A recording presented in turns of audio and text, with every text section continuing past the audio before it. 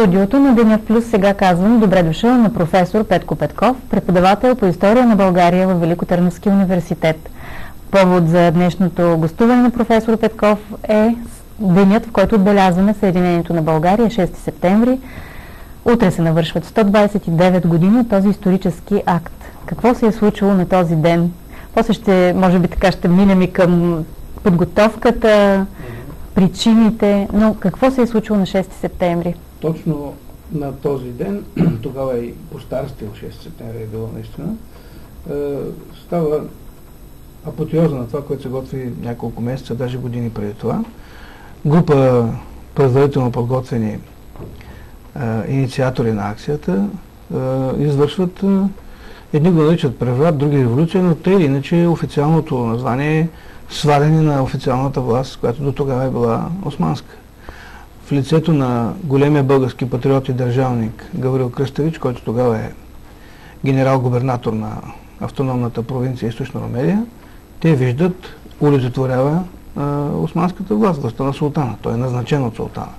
Тоест целта на групата, която атакува правителствените учреждения в Пловдив, е да свали генерал-губернатора и да установи власт на тези, които организират Съединението. Назначено е едно временно правителство, начало с Георги Странски, един от дейците на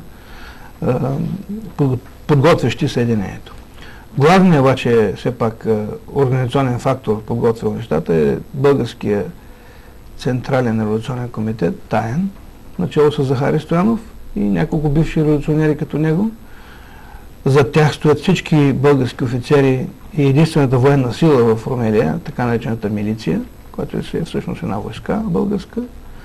Княз Александър е в течение и осигурява, така да се каже, дипломатическата подготовка и различни други български елементи и патриоти. Тоест, едно от нещата, което веднага ми идва на ум да кажа, е, че Съединението е общонародно дело. И при подготовката и при извършването му, и особено при защитата му, виждаме едно сливане, едно целенасочване на националната енергия, което е много важно, и стихване на партийните противоречия и изби. Нищо, че ги има. Колко време се подготвя този исторически акт? Би могло да се каже, че на другия ден след Бернинския договор започва борбата за Съединение, защото това е едно огромно разочарование за българите, оставащи на юг от Балкана, в една провинция на Османската империя, независимо от това, че нейният статут официално не е много, как да кажа, Конституцията на Източна Румелия, така начиния устав, органически устав, е либерална почти колкото Търновската конституция. Но тази област е все пак част от Османската империя. Нейният управител се назначава от султана и макар да е християнин, все пак областта е с по-ниска степен на автономия, конкретно казано административна автономия, за разлика от Княжество България, което може да има собствена войска, има собствен парламент, докато законите за Румелия се одобряват от султана. Той няма собствена войска, има тази милиция, която е нещо като вътрешна полицейска сила и няма и самостоятелна външна политика. Трябва да плащат данък на султана и защо една много висока степен на зависимост и то на българите, които вдигнаха априлското въстание главно, в резултат от което се развиха така събитията, че се появи и се възстанови държавата България.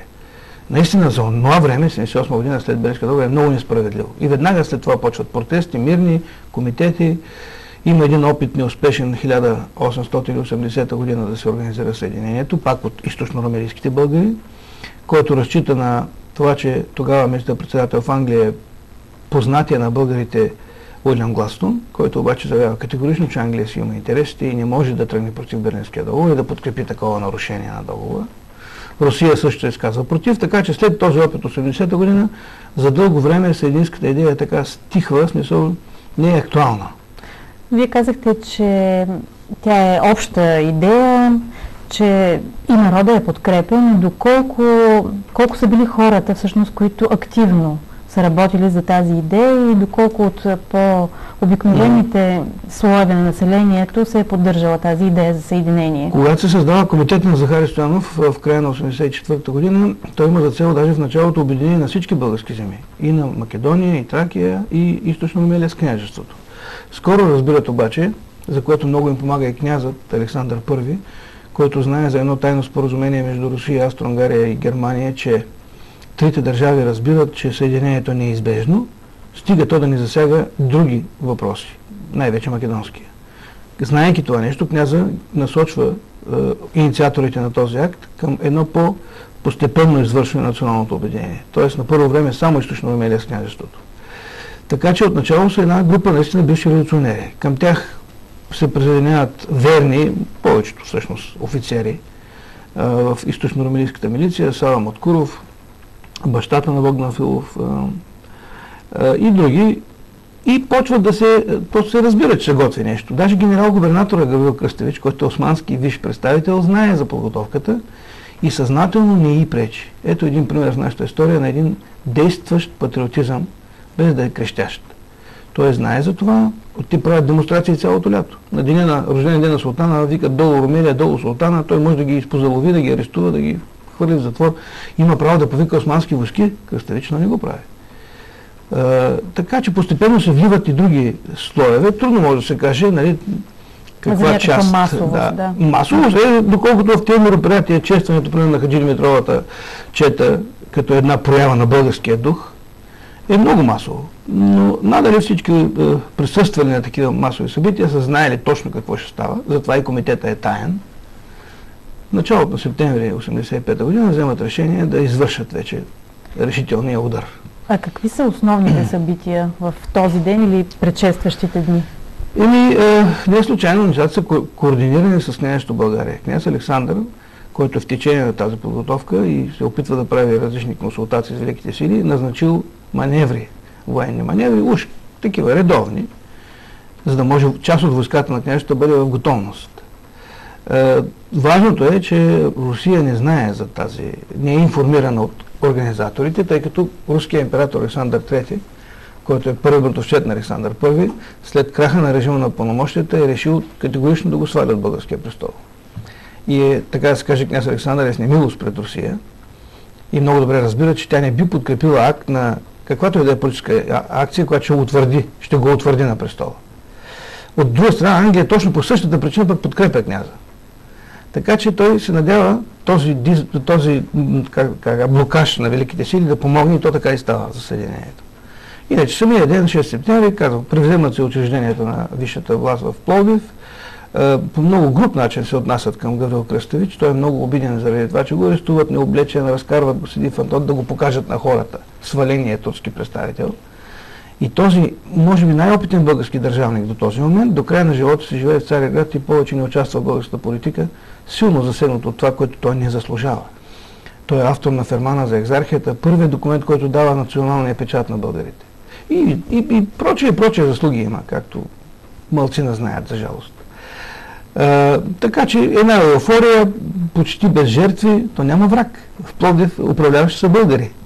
Всички правителствени позиции са заети от българи и някои чужди консултанти в милицията. И оттам вече става трудно, защото разбрали за събитието и султана, и великите сили категорично се изказват против. И всички мислят, че това е руско дело. След 3 дни обаче император Александър III и той се изказва против, защото, както казах преди малко, не подкрепя стабилизирането на българския княз. И започва вече една много по-тежка игра, дипломатическа от начало, след това и военна, защитата на Съединението. Какво представлява тя? Как е бил защитен този Тук вече трябва да отчетем и ползата и категоричната намеса на Петко Каравеловото правителство и лично на него. Той е един много предпазлив български държавник. Даже с риск да обидя големите му адепти, бих казал на моменти страхлив, но той го прави от гледна точка на опазване на това, което имаме. И в случая, през лятото, когато се готви съединение, той знае и не е много фен на такова прибързано, категорично. Това е грубо нарушение на Берлинския договор от една току-що създадена по него държава. Обаче, когато става факт съединението, прави всичко възможно за неговата защита.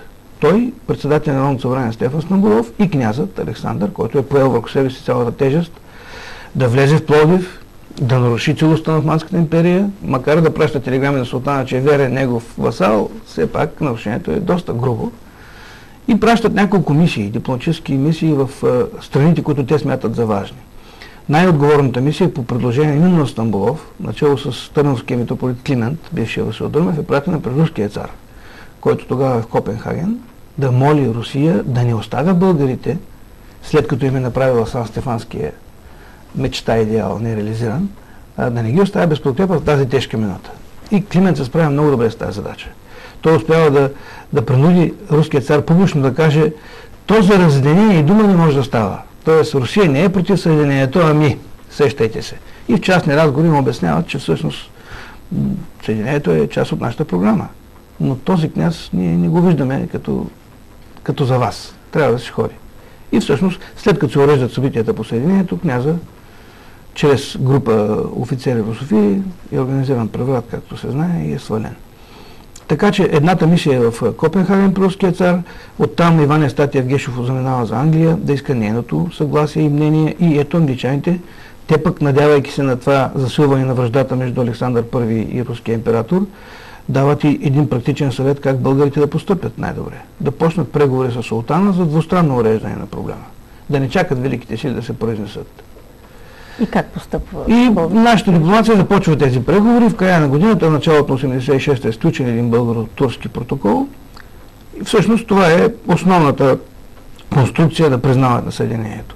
Князът на България да стане генерал-губернатор на Румелия, така не се нарушава договора. През 5 години султана да го назначава. Всички останали клаузи се остават. Има такава провинция, тя трябва да има отделно устройство, отделна администрация. И Турция взема едни територии там в Смолянско и Кърджалийско, така наречения мръжки клин, т.е. малко има териториална ревандикация, както се казва, което напълно устойва, защото в този момент друго не може да се мисли. Само че, докато вървят тези неща, неразумният, да не кажа вероломният съсед крал Милан, решава, че България е в една много тежка ситуация и няма никакви сили да се брани, той има големи вътрешни проблеми и ни напада как да кажа, по-точно дума вероломно от така, наистина много, много грозен акт на съсед. Като си мисли, че ще свали княза неудобен на Русия, ще получи аплодисменти от руския цар, ще прибере някоя западна територия, при положение, че Сърбия е получила целият нишки санджак по Сан-Стефанския договор, Пирот и Враня по Берлинския и тръгва на война срещу нас от нашите територии. Преди 5-6 години са били в наши ръце. Така е, част от екзархията. Само, че сръбският войник няма много мотивация да воюва срещу българския си комшия. Българският войник воюва за отечеството, за дядовата си нива, за бащината си къща. И войната, както знаят всички, след 2 седмици се обръща в наша полза. Тогава вече великите сили разбират и всички разбират, че за цялостно възстановяване на старото статукво и дума не може да става, защото българите могат да поискат териториални компенсации, финансови репарации, победили са Сърбия. И се стига до това споразумение, вие няма да искате нищо от сърбите, но ние ще намерим начин да ви уредим съединението. Така наречения Топкапански акт. Какво самочувствие получават българите, българската администрация, правителство от този акт? Целият народ получава друго самочувствие. Това е едно изключително еуфория и при това оправдана и разбираема. Само 7 години след като е възстановена и даже по-точно създадена тази държава България, тя се позволява да скърши оковите на един договор, който е и положителен, доколкото създава държавата, и разпокъсва някои национални територии. И то въпреки категоричното мнение на великите сили и на тази от тях, която до този момент не беше покровител Русия. Това не може да не е въздействало така опияняващо. Особено, и тук търсим вече и негативите от това нещо. Офицерството ни, което се проявява по време на войната наистина много добре, за първ път остава без руските си командири, води на умело война, има шанса да спечели и е обкичено с ордени и награди от княза, като върховен главнокомандващ, то пък си въобразява, че със силата си и със своята решителност и патриотизъм може да реши всякакви политически проблеми. И ето как група офицери само след няколко месеца ще се наумят, че щом като Русия е казала, че този княз е лош, те трябва да го свалят и всичко ще се оправи. Което е една много, как да кажа, негативна постъпка, защото този преврат срещу княз Александър на 9 август 1986 година отваря поредица от кризисни събития, все с негативни последици за всичките българи. Пътя за какво подготвя съединението, последствията от него? Ами това, което обикновено не му се обръща внимание, е, че този модел, който нашите се представят, изграждаме една автономия, за сега източна Румелия, укрепваме български елемент в нея и след това някак си я взимаме. С въстание, с революция, с българската армия, този филм вече е игран. След съединението този модел вече е видян от всички. А организацията на българите в Македония, както почва да се нарича в началото БМОРК или БМРК, точно по този сценарий тръгва. Да изгражда автономна Македония и автономна Тракия, да укрепи българщината в тях, което е естествено, защото са преобладаващия елемент, и след време, чрез въстание или война между България и Турция, да се ги вземе. Точно обратното комшиите ни, Сърбия и Гърция, искат да направят. Винаги са искали дележ, някакво разпърчатосване и в крайна сметка това, което като модел показва Съединението, не можа да се повтори втори път. Това е, така, според мен, един негатив, който трябваше да се предвиди, но то нямаше друга възможност. Все пак, когато всичко е твое, не можеш да казваш това за сърбите, това за гърците. То си е българско, културно, историческо и всякакво наследство. Но това е друга тема. Съединението е един урок как българите могат, когато са обединени и следват една общоприета национална цел, приоритет, скрият малко партийните си лакти, да я постигнат с цената на нещо. Защото ето, в случая пак има вземания териториални към Турция, има непълност на признаването. Източна Румелия де юре съществува до 1909 година, докато се признава независимостта. Има такава провинция. И българският княз е само губернатор на тази провинция. Но иначе Съединението е пълно. Още пролета на 86-та нашите власти вземат всичко и всичко се слива. Министерства, Народно събрание, избори се правят, войската, всичко. Турците протестират, нашите си карат. А ние, днешните българи, как трябва да си спомняме за Съединението? С гордост и с много силна надежда, че българският дух нито е загинал, нито е смачкан така, както ни го представят някои скептици. Възможно е, не какво е да не е възможно. Ние просто вярваме много на внушения, които ни казват, че освен държавата и българщината била в криза. Да, има криза на духа. Има безспорно едно такова разпокъсане на националната енергия. Трябва да го съберем.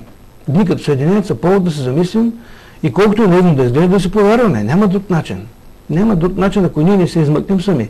Тъй както го направиха съединещите. Напук на всичко, въпреки всичко. Въпреки всичко. Благодаря ви. Благодаря на професор Петко Петков, преподавател по история във Великотърновския университет, с когото разговаряхме през последните минути за 129-та годишнина от обявяване Деня на Съединението в България 6 септември. А това беше всичко в днешното издание на обзорното предаване по Видеосат Денят Плюс от екипа ни. Приятна вечер!